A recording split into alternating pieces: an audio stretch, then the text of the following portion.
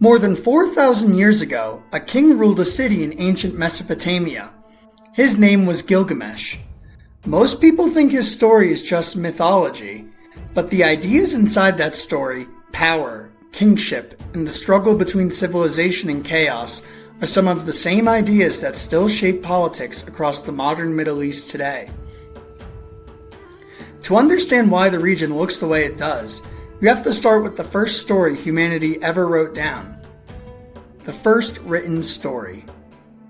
Gilgamesh ruled the city of Uruk in what is now modern-day Iraq. His story survives in the Epic of Gilgamesh, written on clay tablets around 2100 BCE. That makes it the oldest surviving piece of literature in human history. But this wasn't just entertainment.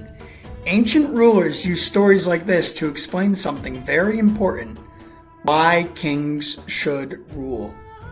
In the epic, Gilgamesh isn't just a king. He's described as two-thirds divine. The message is clear. Rulers aren't just political leaders. They're part of a cosmic order.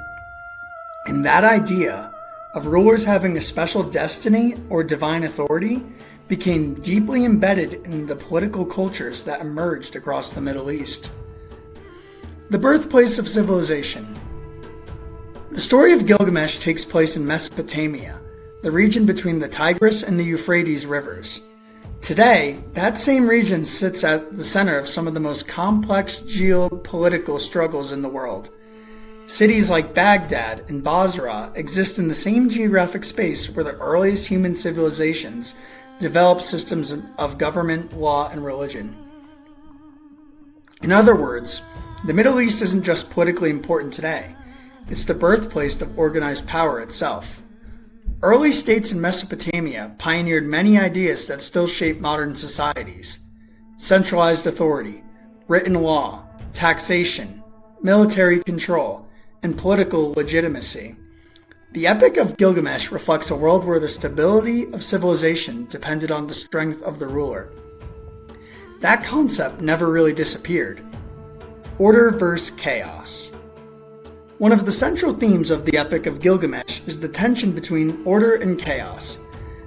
Gilgamesh begins the story as a powerful but reckless ruler. The gods create a wild man named Enkidu to challenge him. Their struggle represents something larger: the idea that civilization must constantly fight against chaos. That same narrative, civilization versus instability, still plays a major role in how governments and political movements across the Middle East frame power today. Leaders often present themselves as the only force capable of maintaining stability in a historically volatile region. The underlying message is familiar. Without strong authority, society collapses. It's a theme that has echoed in the region for thousands of years. The legacy of ancient narratives. But Gilgamesh's story also reveals something deeper about the Middle East. It shows how powerful narratives can shape identity across generations.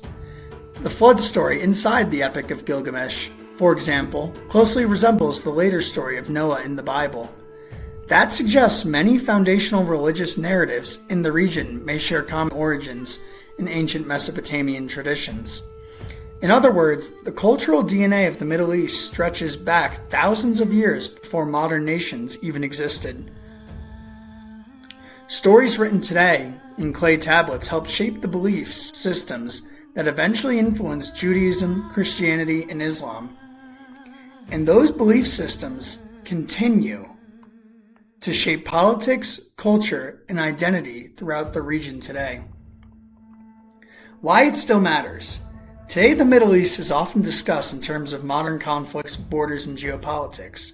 But beneath all of that is a much older foundation: the first cities, the first kings, and first written laws. And the first stories about power. Gilgamesh may have lived over 4,000 years ago, but the world he helped define, one where authority, stability, and legitimacy are constantly contested, still exists today. Because the Middle East isn't just a region shaped by modern politics, it's the place where humanity first began asking one of its most important questions: who has the right to rule? And the first attempt to answer that question was written on clay tablets in a city called Uruk. long before modern world even existed.